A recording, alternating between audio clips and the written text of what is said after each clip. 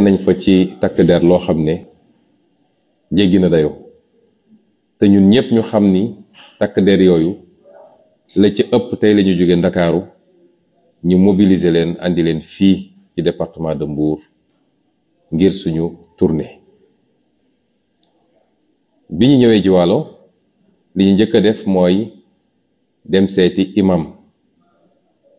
mu dëkk ba saafonteeg moom nuyonteeg moom waxtaan ak moom ba ñu jógee foofu ñu dem kër labbe seeti monsieur le curé dem nemmeeku njabootam waaye bi ñu nekkee ci biir salon wu monsieur le curé ca lañu capitaine de gendarmerie bi ak ki toftalu ci moom ñëw fekk ñu ci biir salon nañu daf ñoo soxla ma ne ko capitaine génnal nga dem xaar ci biti ndax li ngay def du teggin ci république bi ñu nekk te yow biir na la ni bari na kër kilifa diina goo xam ne su doon foofu laa nekk sa fit mayu la nga ñëw fekk ma ci biir salon naan dag maa soxla donc boo ma soxlee demal nga taxaw ci biti ba ma pare li may def bu ma génnee dinaa wax ak yow bi ñu paree génn wéet ak moom mu ne moom dafa am réquisition préfet moo xam ne dañ ko ne man awma sañ-sañ ci li may def ñu ne ko war ñu réquisition bi comme dama ànd ak maître Tall te muy avocat te bokk ci département bi ñu laaj ko réquisition bi mu génne réquisition bi won ñu préfet bind ci ni lim leen sant mooy nañu doxal ordre nañ ko rétablir mooy nañu fexe ba am maintien de l'ordre d'abord mooy fexe ba ñu fexe ba dal am su loolu amul it nañ ko rétablir l'ordre mooy su dee dem na ba dal amul nañu delloo ci dal gi ne leen nag loolu mu leen sant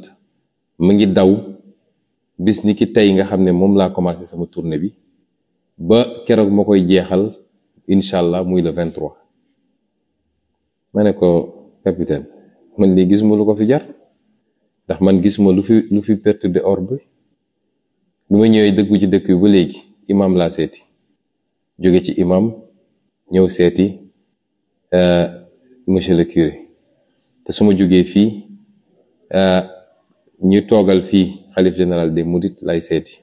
bu ma jógee foofu am na ay mbokk yu nekk fi ma seeti leen bu ma ci paree dinaa dem fële ca quai de pêche bi ca port ba man gis ma lu fi andi perturbation mu ne ma waaw attroupement dafa am fii ci buntu jàngu bi ma ne ko su attroupement mi man daanaka kenn dégguma ma woo kenn ne ko génnal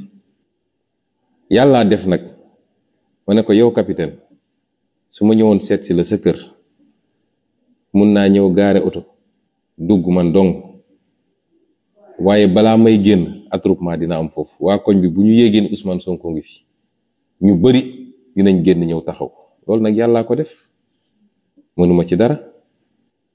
yàllaa ko def dama ko koy sante ndax du sama mérite man soxlawuma organiser ay film ak ay théâtre ci VDN bi di génn ay nit taxaw pour ñu waxal ma yàllaa ma may loolu su ma génnoon taxaw fii léegi ci buntu kër gi koñ bi fees del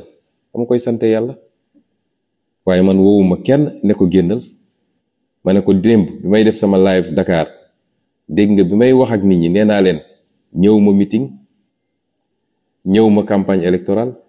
defuma karawaan waaye nag su ma duggee cib dëkk waa dëkk ba yépp daje ci penc bi ne dañ may teeru loolu moom gannaaw yàlla kenn mënu ci dara ñu génnee ci noonu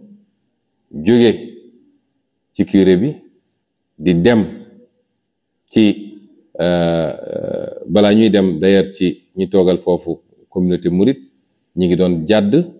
pour seeti dégg nga maam quartier traditionnel Joal bi ñoom ñoo ne woon nañu ñëw seet si leen ci fi nga xam ne mooy fi ñuy daje def grand place yooyu sax yu ci bëri gis ngeen ko ci live bi. ñu dem foofu nuyonteeg ñoom gis lu toll lu kenn xamul ci ay alkaati ci biir dëkk bi, seeni camion, seeni pick-up, lu nekk ñu jëlee ko Ndakaaru andi.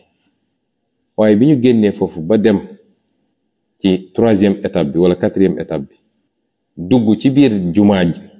di nuyonteeg kilifa ya, ci lañu commencé ñoom di sànni ay lacrymogène ci biti, muy lu ñaawa ñaawa ñaaw. ñu génn continuer tuuti ndax dama am goro bu dëkk foofu ci kaw tali bi,